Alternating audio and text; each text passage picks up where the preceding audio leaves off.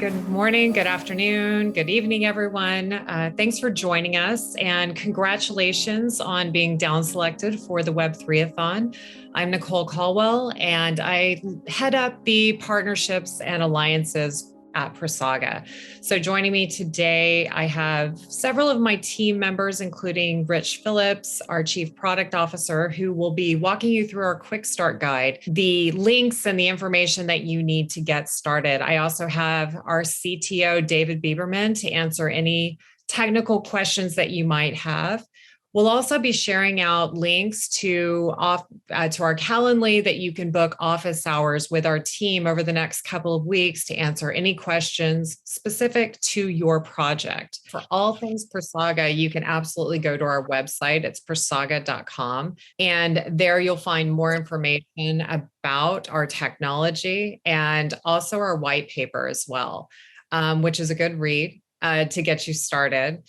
We also have, videos and other resources. Plus, all of these links will be shared in the Web3athon portal under PraSaga, so you can find out more information about us there as well. So with that said, I will pass it over to Rich Phillips, who will be walking us through our quick start guide. Welcome all, PraSaga. So we'll give you a quick overview as to kind of how we started, and then we'll give you a few links for everybody to get connected with. They're going to be useful for now and also going forward into the future. We'll update and refresh this doc if any of that changes. And obviously we'll get a copy of this PDF to everybody who needs it. So we realistically launched in 2017. So this isn't like we're just 2 years old or anything. We've been going for a little while now, back early in sort of like the concept days in terms of what we were trying to do with the chain. We're a not-for-profit Swiss foundation based in Zug, and we're creating this new layer one blockchain, a single layer blockchain. We have gone down the path of being an object-oriented chain.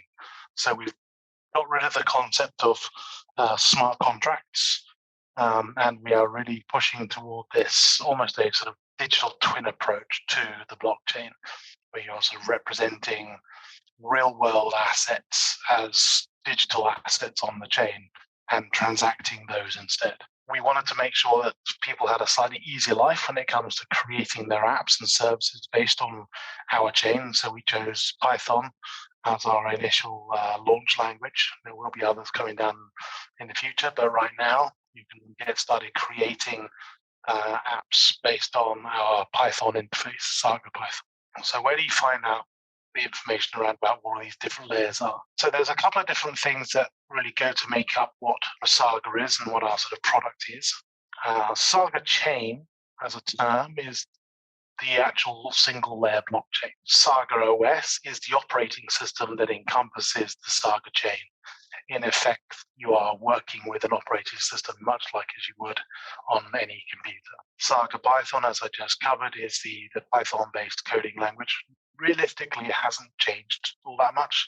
We've in effect added some additional base classes that allow us to create the necessary things for non-fungibles and fungible assets and being able to do transactions. We will have our own token, our own Saga coin, which will be the sort of method of currency for use on Saga Chain. That'll launch next year. So we've got all the exchanges lined up, but the fundamental transacting and consensus will be leveraging Saga coins to complete the payments for the fees. And then Saga Node is in effect the node software, so the servers that are operating and performing the consensus algorithms, doing the transaction processing. And anybody can operate a Saga node. There's no constraints on that.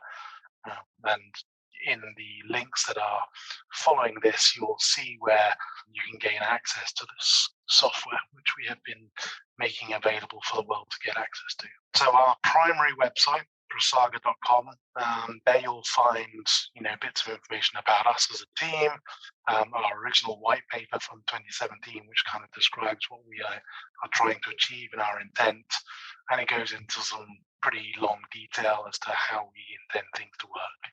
Our source code can be found and is updated on a daily basis at code.prasaga.com. It's a Gitlab server, so you can go ahead and get yourself a new user account registered on there and gain access to the Saga node and SagaPython core software with examples with explainer videos, and with reference material in there too.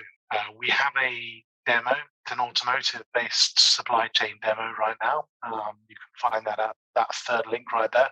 It just walks through a very simple use case challenge demo that we created for a hackathon about a year or so back, which really just shows how simple it is to build out these capabilities. Training materials can be found at the fourth link there. For the Web3athon that you guys are involved in here, we have a webinar that you can find following, and we regularly post content out via Medium. That's where we do a lot of our thought leadership and a lot of our kind of use case, sort of challenge the status quo type stuff. So if you're interested in how you could put Saga Chain to work, then I'd encourage you to go read the Medium articles we have there. We obviously have a fairly significant community that we're building up across various different social channels. Discord is our primary kind of coder developer community that we're building up right now. So we have our own server for that, of course. There are multiple language channels in there. So if English isn't your first language, then you'll find a whole stack of others, and we're adding more every week almost. We have a YouTube channel which will launch new sort of explainer videos and other content that'll be useful to the dev community to understand exactly how this all comes together. Obviously, our usual sort of Twitter feed and LinkedIn feed where you can find more sort of company-related information and announcements, and then our Telegram channel, which probably our largest user community right now, but that's a real mix between investors, general interest, and sort of developers. So it's 20,000 odd people in there or something. But it's where we'll probably be pushing most of the announcements. Will end up going to Telegram first, more than most of the others. So if you want to see early notification of things, that's your place to be. This is really a quote that we like to live by. You know, this is what really kickstarted a lot of the thinking early days when we created the company. You can't just keep going back around the same problem space using the same tools to solve the problems. So smart contracts for us was one of the biggest challenges in blockchain, not just from a technological, not just from a scalability and security perspective, but also from an adoption perspective. Nobody really wants to go learn Solidity or Rust. So we wanted to try to simplify the blockchain world with our technology. I think that's about all we have. So I'll end the slides there. It's a whiz through, but as I say, the content will go out to everyone who needs a copy of this post this session. Appreciate you going through that, Rich. It's awesome to see, and especially the development and the roadmap that's coming along. I'm super excited for it. I know that. For any of the participants that have any questions related to PraSaga, questions about their project with PraSaga, really, or just any questions in general, feel free to raise your hand, throw them in the chat. Greetings, Teresa. It's good to see you. And we'll make sure to unmute you and we'll have a quick conversation. So any questions so far? So one of the things that may be beneficial here is whether I have a quick run through the Gitlab site so people can understand the structure and what all is available to them right now. So if you give me 2 shakes, I'll flick over into that browser tab and we can have a little walkthrough. So when you created yourself an account, you know, it's like every other GitLab server, so it's not linked out to GitHub or anything. This is, you know, a separate sort of private server right now that we're operating. You'll be able to request access into a project called Saga Chain, and within that there are 2 sub-projects today. Okay, the first of those is the Saga node, and the other is SagaPython.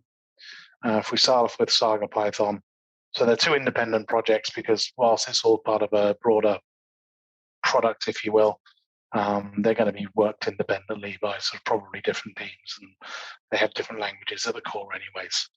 So what you'll find here is all of the source code today that has been created for SagaPython. It's still work in progress, so this is very much you can see it, you can contribute to it, you can start leveraging it and building apps and testing it out.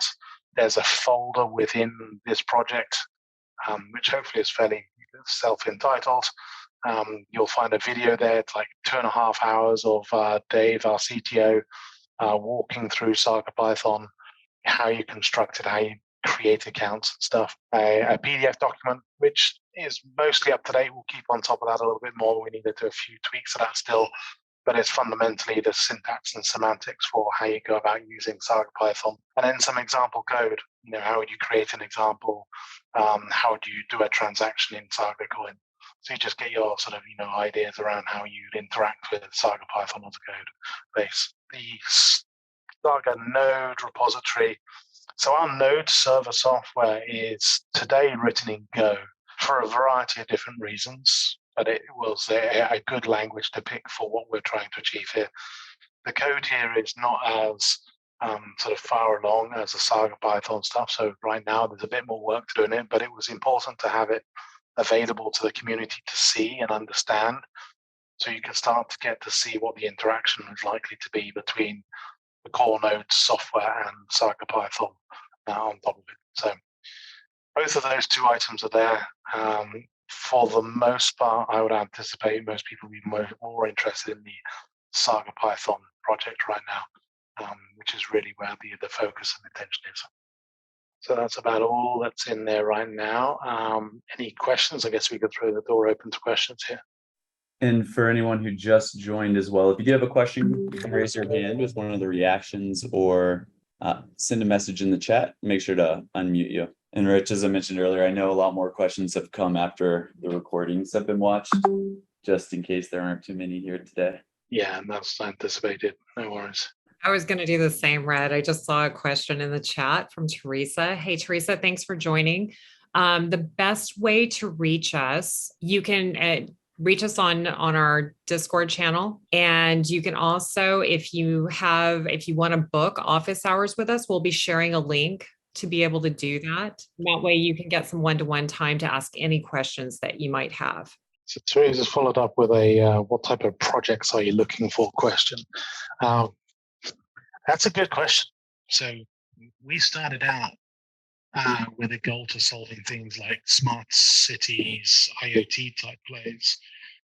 Since we've, over the last few years, as we've been working through the usefulness and utility cases for what we're building here as a chain, it's semi-evident now that what we can achieve with this capability is far more than just that. Supply chains are going to be a huge win. Our focus as a company has been around regulatory or regulated industries. So automotive, aviation, medical, pharmaceutical, those sorts of plays, but definitely not limited to. Because we are object-oriented and sort of asset-based, any physical asset that is owned by a person, an account, or an enterprise, also an account, and you want to kind of logically tie the stuff that's happening within a process or an operation to how you want your auditability and accountability within a blockchain to represent that. Because of the way we have this nice sort of object-oriented hierarchy, that's a lot easier to do. And when you're performing a transaction, you are literally moving assets from one account to another account rather than kind of offboarding it to some kind of contract on the side and working through those sort of contract terms. So it's far simpler to envisage and to kind of materialize in one's mind exactly how this comes together. I think fundamentally, if you have ideas or concepts, and you want to run them by us, or how would this work, or would it be possible if, just reach out. Happy to discuss those at any point in time. To give some context on to kind of how this code is coming together, where we are today. So we've got source code out there on the Gitlab server. You've just seen that. It is not yet at a testnet stage. We're looking for that to be in Q4 of this year, to be at a kind of testnet level capability. With end of Q1, I'd say next year, to be around a mainnet level capability. And we've published a timeline out on our various social channels. You'll see that as a pinned message in most of them, with a little bit more detail behind that. But fundamentally, that's where we're aiming for. We absolutely are looking for people to come on board and join us as a team. to start building capabilities on the chain to sort of push its limits and see how it can work or work better or any of those sorts of things. But likewise, having the community sort of invest their thought power into how this is coming together too. Naturally, if anybody is finding themselves with a few spare cycles of time, we are in the process of hiring Python and Golang developers, if anyone is interested in that as a prospect. I know. I don't have any projects in the event for the Web3athon. However, with the Saga, with the Python extension that you all have come out with, and I know that's relatively new as of this year, and maybe you touched on this a little bit more, and sorry if I missed this, Rich, but what are your hopes? And I guess, have you seen anything from a lot of, I guess, adoption from Web 2 developers, Web 1 developers who are trying to get into blockchain and, move into a new direction with how everything's going? Have you seen, I guess, anything unique since y'all have released that extension? So, I mean, in effect, we were, this was always in our mind's eye, right? We wanted to have the easy button for people to help the adoption of the technology. Python was, for us, the obvious choice because it has one of the largest developer communities around the globe. And you're absolutely spot on there. I mean, there are a lot of, let's say, big enterprises or even some smaller enterprises. A lot of their dev teams or IT groups are or have fairly strong Python sort of development capabilities today. If we wanted to have Saga chain adopted by as many of those as possible, then the path of least resistance is to not keep changing the tech stack on them and to allow them to create using the skill sets they already have. So Python was far and away the easiest route to go for that perspective. And yeah, we're seeing that is a well-received choice. Thanks for sharing that, Rich. Yeah, when I saw that y'all were releasing that, it obviously, working and hosting a ton of hackathons and, working with a lot of these traditional, I guess, technology companies that want to move over, that lit up to me. And I was like, that's brilliant. That's perfect. Definitely going to help evolve just the whole space in general, which is cool. Yeah, for sure. And, look at whether the developers are coming out of the schools and universities, right? I mean, Python is heavily taught in all of those levels as a very sort of simple object-oriented based language for people to get started with, but also as a, not even just a pure sort of comp science type course. If you're into data science, data engineering, even sort of physics and those sorts of communities, Python is still pretty much the language of choice for most of those. So now we can open up to a much broader range of communities than perhaps other chains would necessarily be able to reach to. I actually did just see a question pop up from Abi. Any key points for me to build, sir? A little pretty broad. In terms of what are the features that we're looking for people to build into? Yeah, so we have a list of projects that we keep track of in terms of things that just need to get done.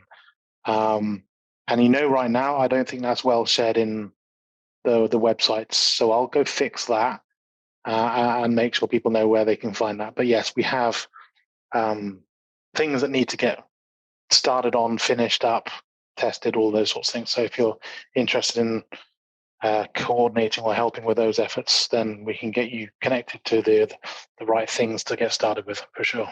Quick reminder, we will be posting the recording and the quick start guide along with the links to book office hours.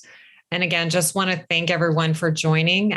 Be sure to ask any questions, reach out to us. We're happy to help and excited for you to build with PraSaga. So thank you so much, Red and team, for joining today. Absolutely. And thank you too. And I am going to post real quick the PraSaga support invite link for the Discord, just in case anybody needs to join there. I'll give it a few minutes. But again, thank you so much, everybody. Really appreciate the time, and I hope everyone has a great rest of the week.